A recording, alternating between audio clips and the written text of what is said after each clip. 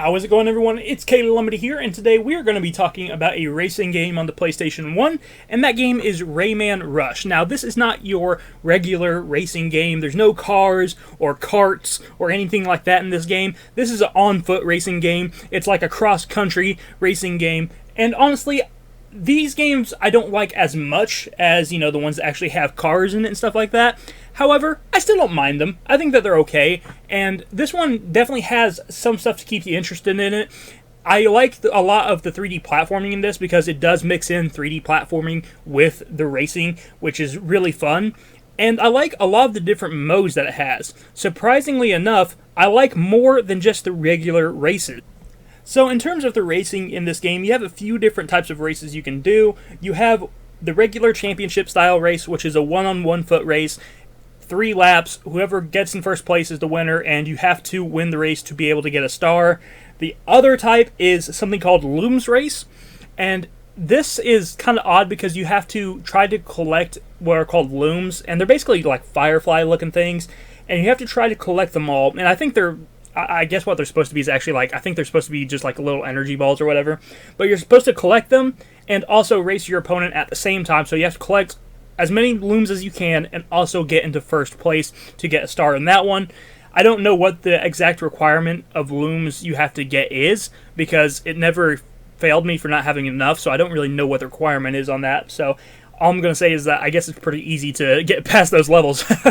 And I will say also, the AI between the two different game modes, between Championship mode and Looms mode, is very different. In Championship mode, it will give you a hard time. It will give you a decent challenge, and you'll really have to fight to get in first place.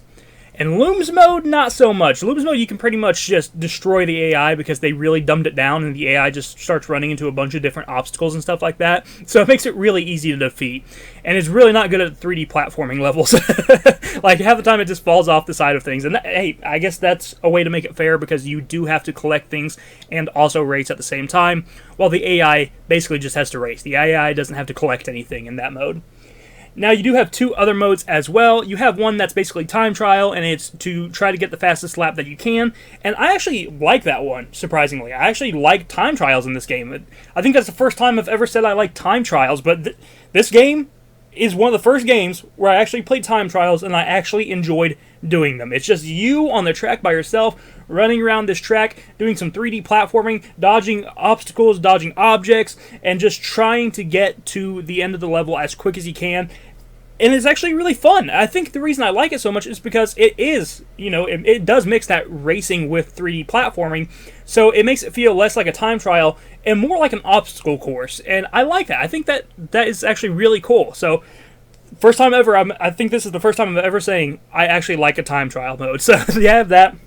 And then there's also one more mode where you have to do 3 laps and try to collect these butterflies as you do it. And when you have to throw one of your looms. You can throw looms in this game, and you have to throw them to collect the butterflies, and they'll add a little bit of time to your clock as well, and you have to basically complete 3 laps and collect as many butterflies as possible before the time runs out.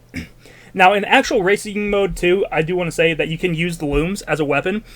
You can use them to take down certain obstacles, and you can also save up your energy, and you can basically shoot this freeze blast out, and it will freeze your opponent for a few seconds. That way you can try to get ahead. So there is a little bit of a battle mechanic there as well, and it works pretty well. I think it works pretty decently well. It does get annoying because the AI will use it on you as well, and that will make it difficult. Especially, the best time to use it, let me tell you, the best time to use it is when the AI is climbing on something. And if you can hit the AI while they're climbing, they'll fall all the way back down to where they were climbing up from. So that will give you quite an advantage in the race. So if you can do that, that will help you a lot.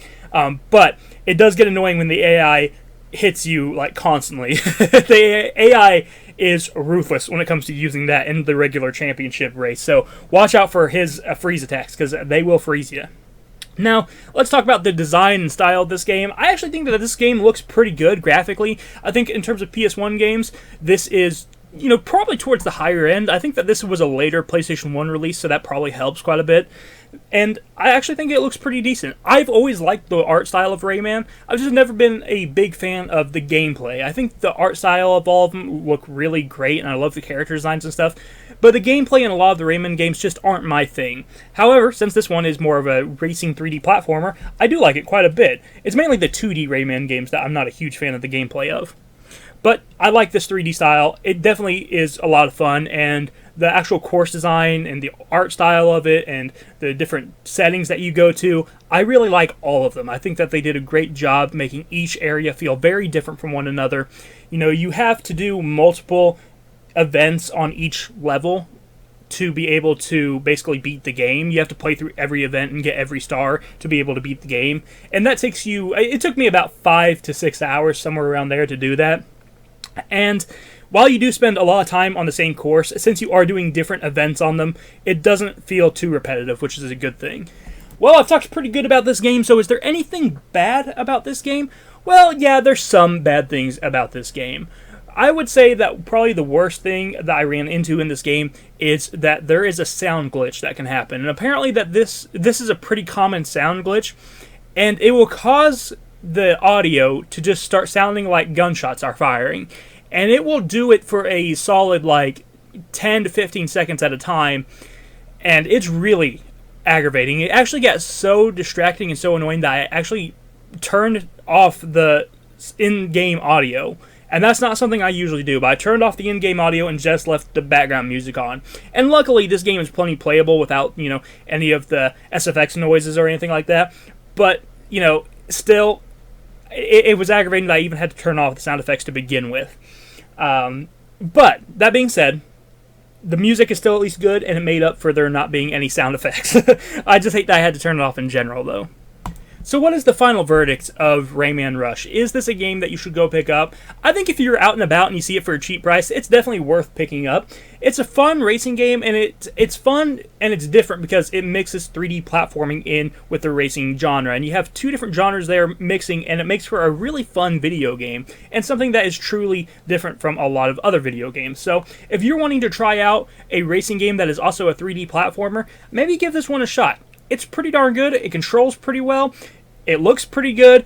The only thing that is kind of bad about it is the sound design. If it wasn't for the sound, I would say that this game is almost darn perfect. But unfortunately, the sound does hold it back a little bit because of that audio glitch. So I think this game is still a lot of fun, though. I think it's definitely one that you should pick up if you can find it for a fair price out and about somewhere. So thank you for watching. I hope that you enjoyed this video. If you did, hit the like button and subscribe button down below, and I'll talk to you in the next video. You have a wonderful day. Bye-bye.